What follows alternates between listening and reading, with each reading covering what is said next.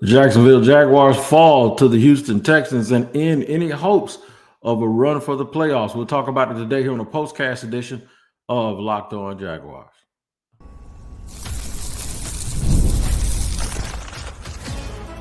You are Locked On Jaguars, your daily Jacksonville Jaguars podcast. Part of the Locked On Podcast Network, your team every day. It is your team every day, and we thank you for making us your first listen here on Locked On Jaguars. This is a postcast edition of the Locked On Jaguars, where the Jaguars fall today to the Houston Texans 23-20 and fall to 2-10 on the season and now ruin any hopes that they have of actually making the playoffs. I'm Tony Wiggins, the host of the Locked On Jaguars podcast, and here's what we're going to talk about today. Trevor Lawrence, obviously the injury, the dirty hit that was put on him by the Houston Texans. No place in that in the league for that. Everyone is using the word, just you have to respect the game, the term that you have to respect the game.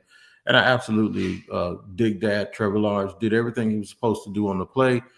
And the linebacker for the Texans decided he wanted to do something else. So as it turns out, Trevor Lawrence did get hurt. We'll talk about that. We'll also go over Walker Little's extension that happened early in the day. A rare in-season extension for the Jacksonville Jaguars. Never happens with Trent Balkey being in charge. What are the ramifications for that? And does that mean something more than him just doing his job? We'll discuss that as much as we can today. But let's just start right where we need to start, and that is with this hard-fought game that was lost by the Jaguars, even after a valiant effort. Coming back, making a run at it, playing tough all game. Mac Jones was 20 of 32 for 235 yards and 2 touchdowns. They were able to try to get the running game going a little bit. They committed to it 25 times when you're not talking, 21 times, except for when the quarterback was scrambled. So they were able to approach about 80 or 90 yards. In fact, 85 yards without the quarterback scrambles. And obviously the quarterback scramble had a lot to do with how the game went in a negative way for the Jaguars. Parker Washington with another career game, 6 receptions for 103 yards and a tutty. Brian Thomas Jr., 4 catches for 76 yards and a touchdown. The Jaguars had their chances. They had their chances to win this game, just like they had their chances to win a lot of games this year, and they fall short. But today, it wasn't really about them falling short, and it wasn't really their fault. Trevor Lawrence got hit on a scramble by Houston Texans running back, and linebacker, and it was dirty. There's nothing else to say about it. It was an absolute dirty play, and Cat had the nerve to get mad. I believe it's Aziz Shahir. He had the nerve to get mad and want to act like he wanted to fight. Well, that's never a good thing to do when you're in Duval. I just warn people. It's not a good thing to do when you're in anybody else's hometown besides your own.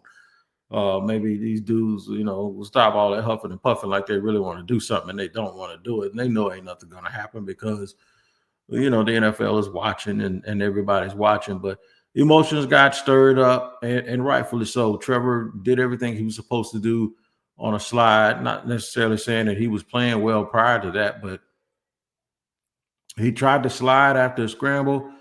And not only was it a textbook late hit, it was a textbook hand to the face. It was a hit towards the face, raising the dude launched himself. He did everything that I think warrants him actually at some point getting a fine from the National Football League.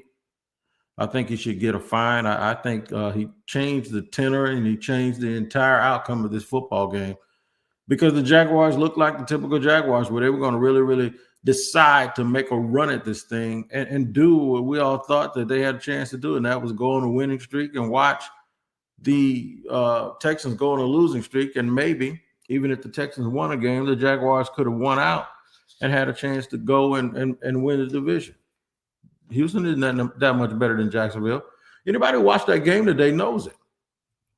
Anyone who watched that game today knows that the Houston Texans aren't that much better than Jacksonville, if better than Jacksonville at all. The thing is just like, having, having bad luck all year, eventually it comes out is not really bad luck, is that you're a bad team.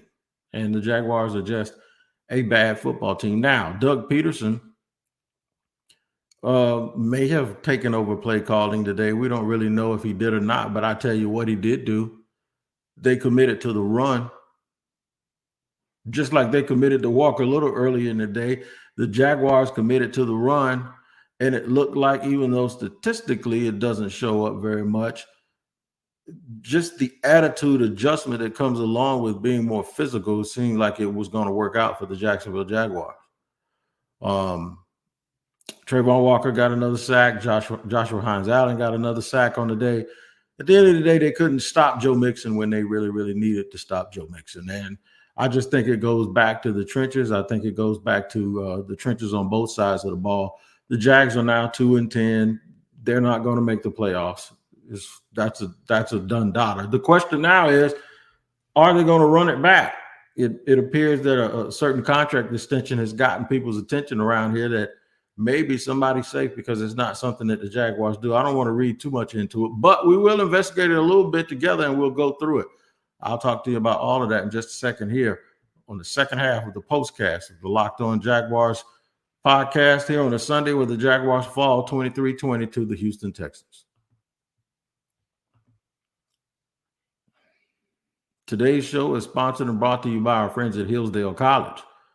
Listen, man, time is our most precious commodity, so don't waste it scrolling through the same mind-numbing content for hours and hours.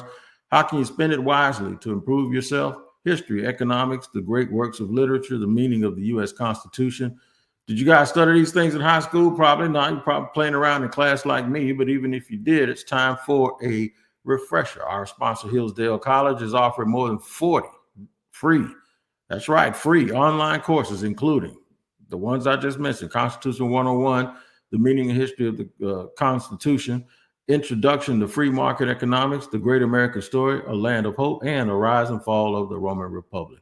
All of Hillsdale courses are self-paced, so that you can answer or start whenever you need to and whenever you want to. Plus, you can go deeper with readings, quizzes, discussions, and just enjoy the lectures. Go right now to hillsdale.edu/locked-on to enroll.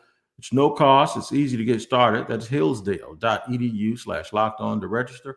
hillsdale.edu/locked-on. And today's show is also sponsored and brought to you by our friends over at Prize Picks. I hope you got your Prize Picks in. I hope you download the app, first of all, and get your picks in. This player projection, man, all you got to do is just get your player projections right with more or less, and you can start winning some money, even if your team does not win. It's the #1 daily fantasy sports site in America, with over 10 million people splitting up billions of dollars, and you can too. All you got to do is download the app today and use the code LOCKEDONNFL to get $50 instantly after you play your first $5 bet. Make sure you download the app and use the code LOCKEDONNFL, LOCKEDON NFL, to get $50 instantly after you play your first $5 lineup. Prize Picks. Run your game.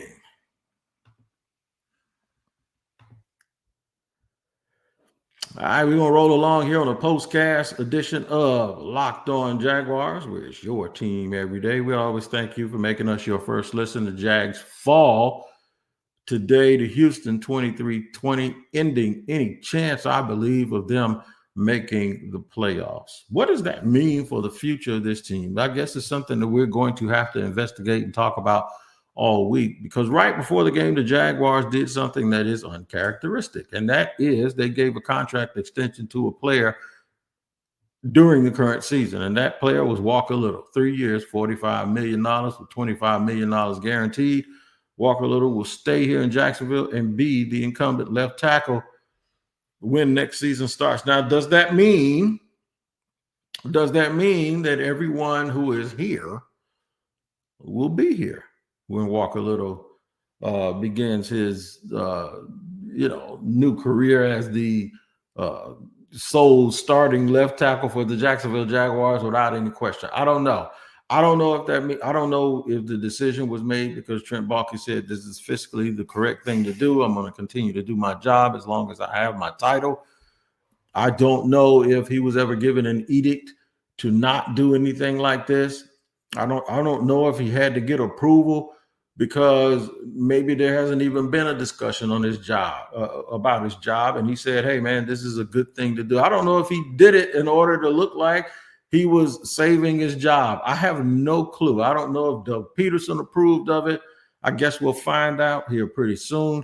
I guess it's, if you want to be hopeful, if you're a fan, you can just say, hey, look, here's the deal. They had to keep working. Everybody was doing their job. Everybody was doing what they were supposed to do. And this is what came of it. It doesn't mean anything for the future. It just means that it's the most responsible thing to do at this point, whether you're going to be here or not. I don't know. I know most people want the coaching staff to change. I know most people want the GM gone. We have been outspoken about them. I don't think that they are the crew of people that's going to ever fix this and get this to the point where it's winning. But that I brought up just last week on the Locked On Jaguars podcast. I don't know that Shad Khan is going to be swift to move on beyond the crew that he has right now running this team and this regime. I have no clue or idea, no more than anybody else, about what Shad Khan's plans are for the Jacksonville Jaguars in terms of how they're going to go about their business and try to fix this thing. I don't know. I don't know. We'll just have to wait and see. Shad will always leave you surprised, but in terms of the signing itself, I said at some point that I didn't think they would do it because they never do this, but that if they evaluated Walker Little over the last few weeks and said, you know what, we've invested all of this time in him, it's good that they could get a friendly deal. That to me is a friendly deal for a starting left tackle in the National Football League. It also means that you don't have to use a high draft pick on that person. You can just take the best player available, because I guarantee you in the draft, wherever they're picking, the best player available when they pick will not be a left tackle. They're probably going to take a corner, wide receiver, or a defensive tackle at that position, because quite frankly, out of all the critical positions left, that's where they're hurting. That's where they're hurting. So that's what I believe. I wish I could tell you something more definitively. I wish I could just flat out come out here and tell you, well, this is why they did that. No, I have no clue. Just like anybody else as to what they're thinking. If it was something that just needed to be done because it needed to be done, or if it signals that the people that are making the decisions down there, namely Trent Balkey and Doug Peterson, they know something that we don't. So this is the problem you have when you have people who run the organization every single day that are the people that you're trying to get rid of. And there's nobody who's there every day that you're not trying to get rid of. There's still a job still has to be done.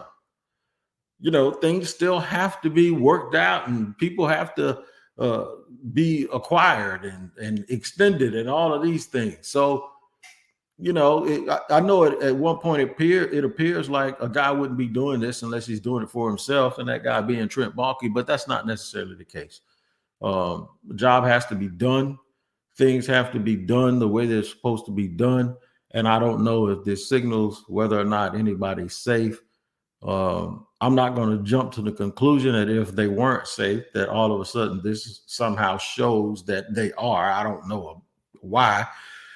Also, I'll tell you that the other big news of the day is Trevor Lawrence being banged up, hit with a dirty hit. It seems like he's probably going to be put in a concussion protocol. There's going to be some talk now whether you really should hold him out for the rest of the season, since you're another game away from being close to mathematically eliminated. And if he does need some things cleaned up, it'll be a good time to go ahead and let those things occur.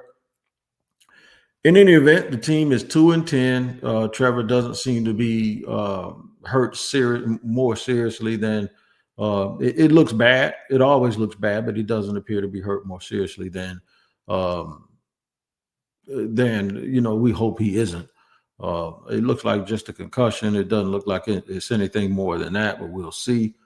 Valiant effort by the team, though. A valiant effort. But the Jaguars continue to just be a team that always looks good enough to make you think that, well, it ain't that bad, but then the record will indicate that it is that bad. In their last 18 games, they're 3-15. That is just not good. They continue to hit that point regardless of whether they play good or not, or whether some guys are able to do some things and get away with some things and look really, really competent. It's just not enough. And at the end of the day, today's game was just another game where they played reasonably well, didn't look like a terrible team, but are still the team that ends up losing and adding to a terrible record.